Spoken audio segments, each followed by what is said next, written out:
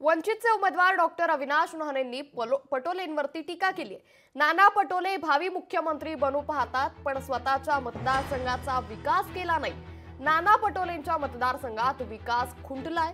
साकोली मतदारसंघातून डॉक्टर अविनाश महाने यांना उमेदवारी जाहीर करण्यात आली आणि त्यानंतर त्यांनी नाना पटोलेंवरती जोरदार टीका केली आहे।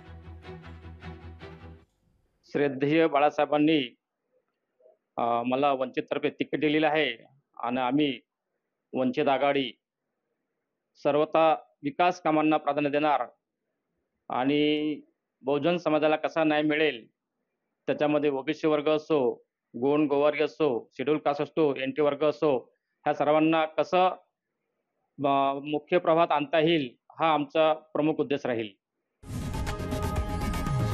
लोकशाही मराठी ऐका, पहा, जागरूक रहा।